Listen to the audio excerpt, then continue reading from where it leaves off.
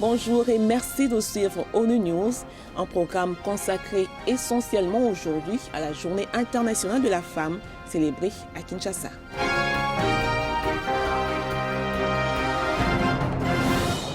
Dans le cadre de la Journée internationale de la femme et du mois de la femme, le ministère du Genre, de la Famille et de l'Enfant, en partenariat avec ONU Femmes et la MONUSCO, a organisé du 5 au 15 mars 2012 à Kinshasa la 4e édition de la foire sur l'entrepreneuriat féminin.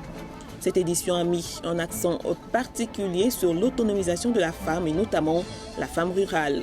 Ceci explique la décision de faire venir les femmes de toutes les provinces du pays pour exposer les produits du terroir, car n'oublions pas que le thème national est « Investissons dans la femme rurale et la jeune fille pour un avenir meilleur ». Le message clé, c'est la validation du travail de la femme rurale. L'encouragement de la femme rurale à connaître ses droits, l'encouragement de la femme rurale à devenir plus active dans sa propre protection et aussi dans la politique.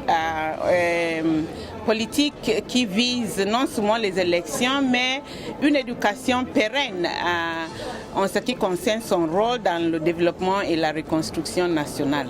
Les femmes ne sont pas venues que des 4 coins de la RDC. Elles sont venues aussi de toutes les couches sociales ainsi que des milieux associatifs pour montrer leur savoir-faire. Notre participation ici au centre et ici au foire, c'est plus montrer à la population de quoi est capable la femme vivant avec handicap. La femme vivant avec handicap est souvent délaissée, elle est marginalisée. Alors, nous voulons montrer que la femme vivant avec handicap est capable de faire tout ce que les femmes peuvent faire. En voyant toutes les œuvres qui sont ici sur la table, on peut voir que les femmes handicapées sont capables.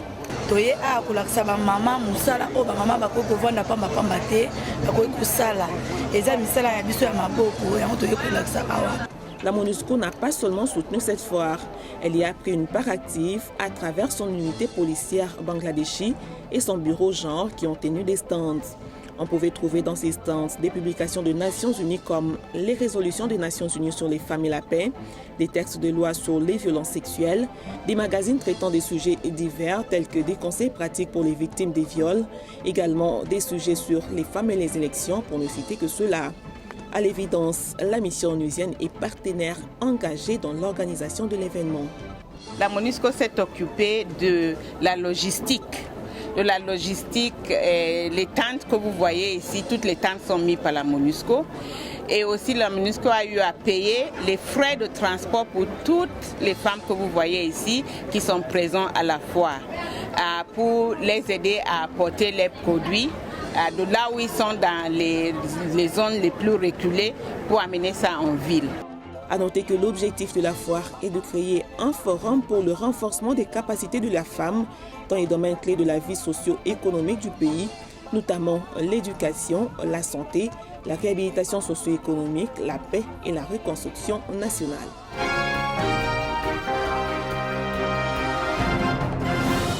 Dans le sillage de cette célébration, la MONUSCO a organisé le 9 mars dans les locaux du contingent ghanéen à Kinshasa une cérémonie pour marquer la Journée internationale de la femme.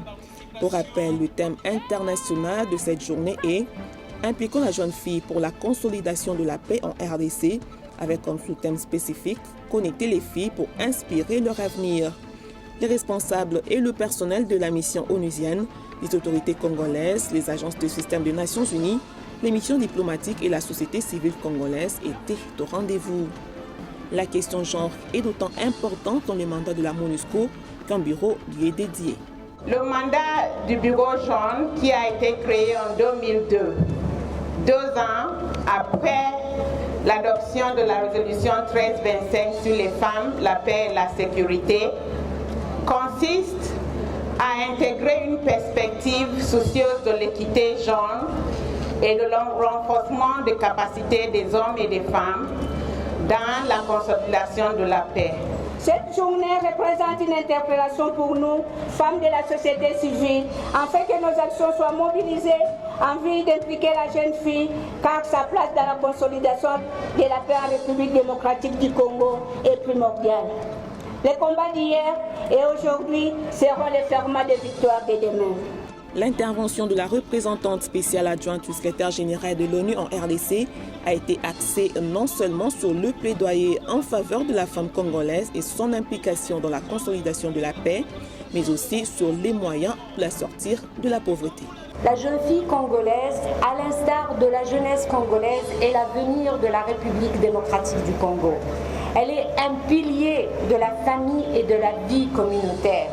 Son éducation et sa participation à la vie sociale, économique et politique dans le pays est essentielle pour la consolidation de la paix et représente un pari pour l'avenir, car la jeune fille congolaise est une future citoyenne de la République démocratique du Congo.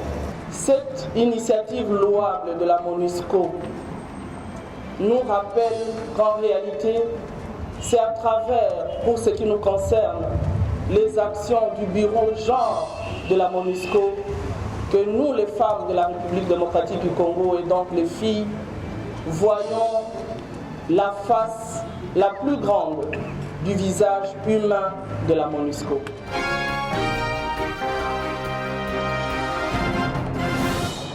Dans son message à l'occasion de la Journée internationale de la femme, le secrétaire général des Nations Unies engage les gouvernements, la société civile et le secteur privé à œuvrer en faveur de l'égalité de sexe et de l'autonomisation des femmes, qui sont un droit fondamental, également un atout pour tous, car l'énergie, le talent et la force des femmes et des filles constituent pour l'humanité la ressource naturelle inexploitée la plus précieuse.